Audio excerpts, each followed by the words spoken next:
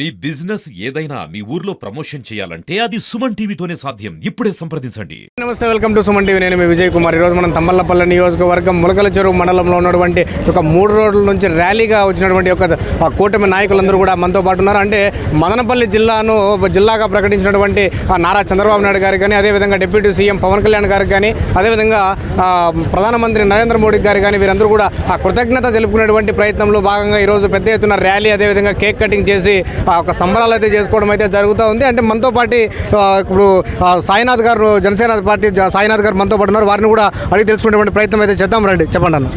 అందరికీ నమస్కారం. ముఖ్యంగా మీడియా మిత్రులు ప్రతి ఒక్కరికి ధన్యవాదాలు తెలియజేసుకుంటున్నాం. ఈరోజు ఇక్కడ ములకల్చెరు హెడ్ క్వార్టర్లో మనకు మదనపల్లి అన్నమయ్య జిల్లా హెడ్ క్వార్టర్ చేయడం చాలా సంతోషం. దాని సందర్భంగా ఇక్కడ అందరం మేము ఒక తమ్మలపల్లి నియోజకవర్గ కూటమి ప్రజలు ప్రతి ఒక్కరు ఇక్కడ వచ్చి ఆనందాన్ని వ్యక్తపరిచాం. ఈ సంబరాల్లో పాల్గొన్న ప్రతి ఒక్కరికి పేరు పేరున ధన్యవాదాలు. మరియు మాకు ఇంతటి అవకాశాన్ని కల్పించిన ముఖ్యమంత్రి వర్యులు శ్రీ నారా చంద్రబాబు నాయుడు గారు, మరియు డిప్యూటీ సీఎం శ్రీ పవన్ కళ్యాణ్ గారు, ప్రధానమంత్రి నరేంద్ర మోడీ మరియు యువ నాయకులు శ్రీ నారా లోకేష్ గారికి ప్రత్యేకించి తమ్మలపల్లి నియోజకవర్గం తరపు నుంచి మేము కృతజ్ఞతలు తెలియజేస్తున్నాం. ఎందుకంటే గతంలో మనకు ఉమ్మడి చిత్తూరు జిల్లా ఉన్నప్పుడు దాదాపు 140 కిలోమీటర్లు పోవాల్సి ఉండేది.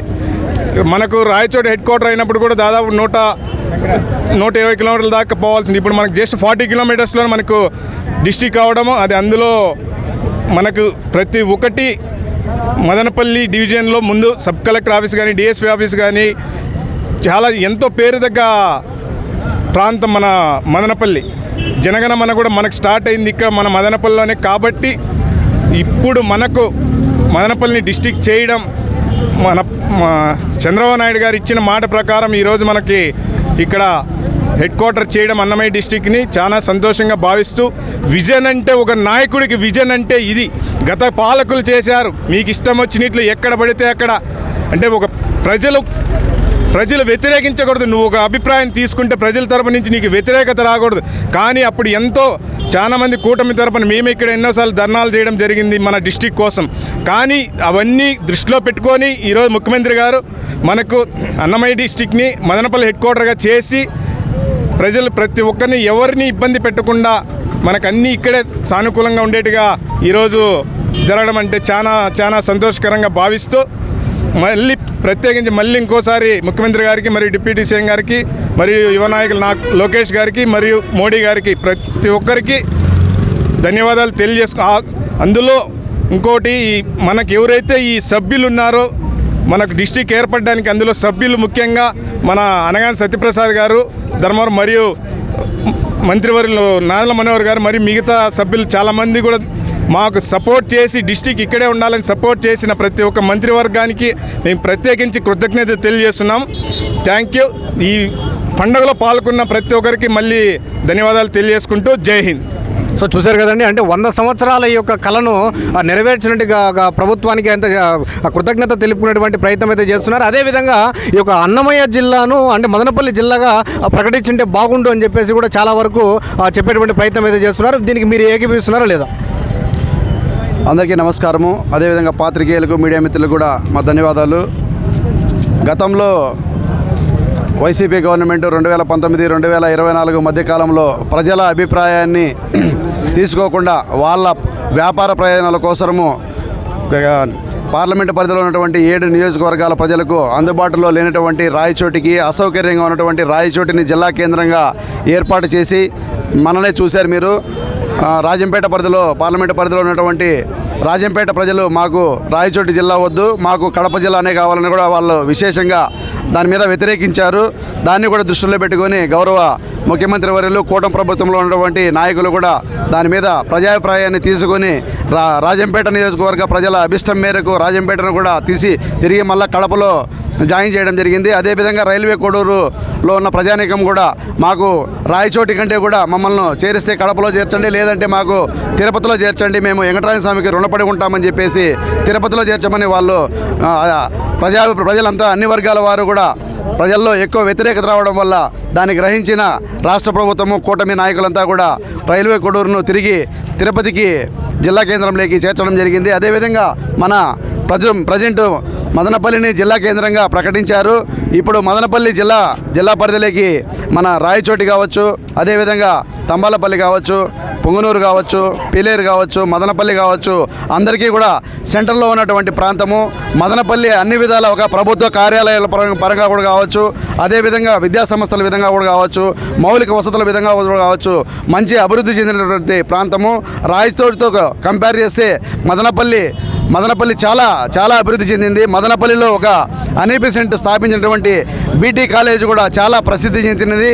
అదేవిధంగా ఆంధ్ర ఊటీ అనేటువంటి మన హార్సిలీ హిల్స్ కూడా మదనపల్లి జిల్లా కేంద్రానికి కూడా కూతవేటు దూరంలో కేవలము 15 కిలోమీటర్ల దూరంలో కూడా ఉంది.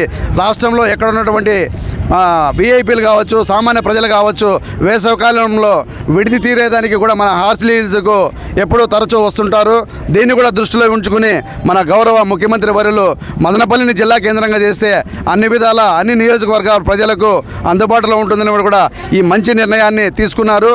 అదేవిధంగా కొంతమంది ఈ అన్నమయ్య జిల్లాను మదనపల్లి జిల్లాగా ప్రకటిస్తే బాగుంటుందని చెప్పి కూడా స్థానికులు దాన్ని ఒక లేవనెత్తడం జరిగింది. దాన్ని కూడా ప్రభుత్వము గమనిస్తూ ఉంది. ప్రజాభిప్రాయము ఎక్కువ మెజారిటీ ప్రజలు దాన్ని కావాలని ఆమోదం తెలిపితే దాన్ని కూడా తిరిగి పరిశీలిస్తారని కూడా ప్రభుత్వం పరిశీలించి మంచి నిర్ణయం తీసుకుంటారని కూడా మీకు ఈ సభాముఖంగా తెలియజేస్తున్నాను. తంబాలపల్లిలో ఉన్నటువంటి మన హార్సిలీ హిల్స్ కావచ్చు, అదేవిధంగా చెన్నకేశ్వర స్వామి టెంపుల్ కావచ్చు, అదేవిధంగా మన ఈ పీలేరు కాన్స్టిట్యూన్సీలో ఉన్నటువంటి గుర్రంకొండ కావచ్చు, చాలా చరిత్ర కలిగినటువంటి ప్రదేశాలు. వీటిని కూడా మన కూటమి ప్రభుత్వము టూరిజం కింద డెవలప్ చేసి ప్రజల మన్ననలు పొందుతుందని కూడా ఈ సభాముఖంగా మీకు తెలియజేసుకున్నాను. గతంలో చేసినటువంటి పాలకులు వాళ్ళ స్వప్రయోజనాల కోసమే జిల్లాలను వాళ్ళకి ఎక్కడైతే ఆస్తులు బలంగా ఉన్నాయో, ఎక్కడైతే వాళ్ళ బినామీలకు ఆస్తులు ఉన్నాయో వాటిని జిల్లా కేంద్రాలుగా చేసి వ్యాపారం చేసుకున్నారు. కానీ ప్రజా సౌకర్యాన్ని చెవున పెట్టలేదు వాళ్ళు. కాబట్టి దీని అందరినీ ప్రజలు గమనిస్తున్నారు. తంబాలపల్లి ప్రజలే కాకుండా మన రాయచోటి కావచ్చు, పొంగునూరు కావచ్చు, పీలేరు కావచ్చు, మదనపల్లి ప్రజలు చంద్రబాబు నాయుడుకు జీవితాంతరము రుణపడి ఉంటామని ఈ సభాముఖంగా తెలియజేస్తున్నాము. జీవితంలో కూటమి ప్రభుత్వం చేసినటువంటి ఈ మేలును మేము మర్చిపోలేము. మాకు కేవలము 30 నిమిషాల్లోనే మేము జిల్లా కేంద్రానికి తరలి వెళ్ళేదానికి మాకు సౌకర్యంగా ఉంది కూడా ఈ సభాముఖంగా తెలియజేసుకుంటూ ముఖ్యమంత్రి గారికి, అదేవిధంగా పవన్ కళ్యాణ్ గారికి, లోకేష్ గారికి, నరేంద్ర మోడీ గారికి ప్రత్యేక ధన్యవాదాలు ఈ సభాముఖంగా తెలియజేసుకుంటాను. ఈరోజు ఈ కార్యక్రమాన్ని ఇక్కడ సీఎం గారికి థ్యాంక్ యూ చెప్పుకోవడానికి ఇక్కడ ఏర్పాటు చేసినట్టు వల్ల అందరికీ ఎంతో సంతోషంగా ఉంది. ఈ కార్యక్రమానికి వచ్చినట్టు ప్రతి ఒక్కరికి నా హృదయపూర్వక నమస్కారాలు తెలియజేస్తున్నాను. కానీ మనకు చిరకాల స్వప్నం ఇది. ఏది ఈ మదనపల్లి జిల్లాను చేసేది ఎప్పటి నుంచో ఉన్నటువంటి ఈ కార్యక్రమాన్ని చేయలేని పరిస్థితి. గత ప్రభుత్వంలో ఉన్నటువంటి పెద్దలు ఇది చేయలేనటువంటి పరిస్థితిలో అది వాళ్ళకు అనుకూలంగా, వాళ్ళ నాయకులకు అనుకూలంగా చేసుకున్నటువంటి జిల్లాలను చేసి అందరికీ గలిబిలి చేసి అంతా లేనిపోని ఇబ్బందులు పెట్టడం జరిగింది. కానీ మన ముఖ్యమంత్రి గారు ఆ రోజు మాట ఇచ్చిన ప్రకారం మదనపల్లిని చేస్తానని జిల్లాని చెప్పడంతో ఆ రోజు నుంచి వచ్చిన వెంటనే కూడా వాళ్ళు చేసిన తప్పును సరిదిద్దుకుంటూ ఎవరి దగ్గర ఏ విధమైన వ్యతిరేకత లేకుండా అన్ని కార్యక్రమాలు ముందుకు నడిపించుకొని ఈ రోజు మదనపల్లికి ఎందుకు చేశారంటే, ఇక్కడ మదనపల్లి అంటే దానికి ఒక చరిత్ర ఉంది. రవీంద్రనాథ్ ఠాగూర్ గారు జనగణమన పాటలు రాసిన స్థలం కూడా మదనపల్లి. అలాగే పక్కనే ఉన్నటువంటి టూరిజం హార్సిలీ హిల్స్ అయితే ఎంతో ప్రపంచంలోనే ప్రసిద్ధి పొందినటువంటి కార్యక్రమాలు. అలాగే ఋషి వ్యాలీలో చూస్తే స్కూల్ దీని మీద పోతే ఋషి వ్యాలీని ఒక దేశంలోనే కాదు ప్రపంచంలోనే గుర్తింపు పొందినటువంటి స్కూల్ ఉన్నటువంటి ప్లేసు మదనపల్లి. ఇవన్నీ గమనించినటువంటి మన ముఖ్యమంత్రి గారు దీన్ని ఖచ్చితంగా మదనపల్లిని చేయాలని ఎప్పుడూ హామీ ఇచ్చారు. ఆ హామీ ప్రకారమే ఈరోజు ఎవరికి కానీ ఏ నియోజకవర్గంలో కూడా ఇబ్బందులు లేకుండా ప్రజలకు అందరికీ కూడా అందుబాటులో ఉండేట్టు వాళ్ళందరినీ మనసును గెలుచుకుంటూనే ఈ కార్యక్రమాన్ని జయప్రదంగా జరపడం జరిగింది.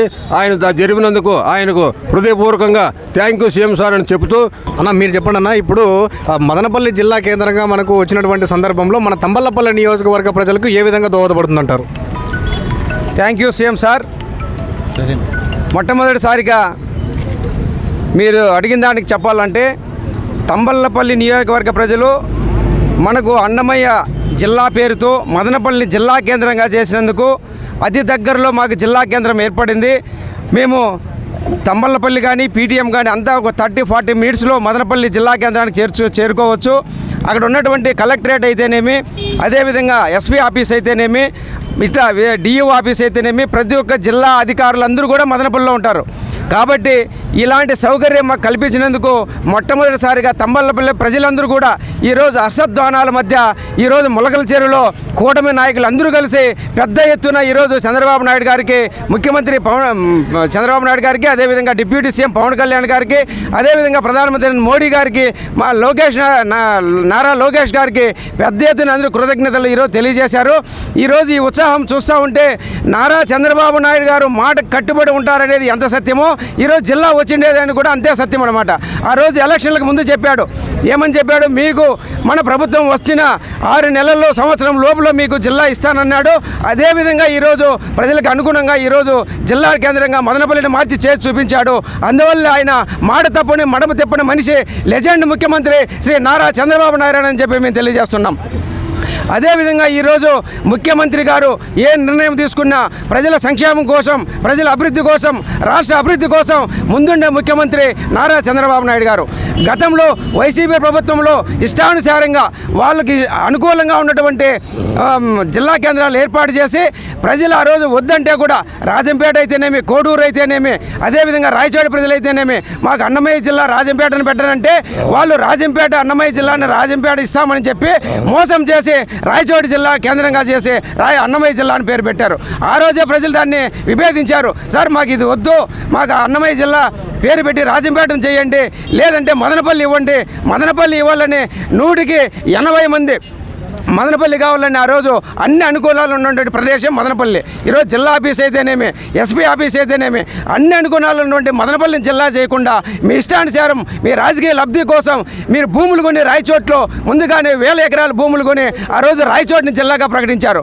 నిజంగా మీరు ప్రజల సంక్షేమం కోసం కాదు, ప్రజల మోసం కోసం మీరు జిల్లా చేశారని చెప్పి అదే ఈరోజు ప్రజల అభిష్టం మేరకు చంద్రబాబు నాయుడు గారు ప్రజల అభివృద్ధి కోసము, ప్రజల అనుకూలత కోసము, వాళ్ళ యొక్క సౌకర్యార్థం ఈరోజు మదనపల్లి జిల్లాను చేసి ప్రజల మన్నలు పలుకుతున్నాడు శ్రీ నారా చంద్రబాబు నాయుడికి. వన్స్ అపార్ట్ మేమందరం కూడా thank you CM sir, thank you CM sir, thank you CM sir, thank you Pawan Kalyan గారు, థ్యాంక్ యూ మోడీ గారు, నారా లోకేష్ గారు. జై హింద్, జై చంద్రబాబు.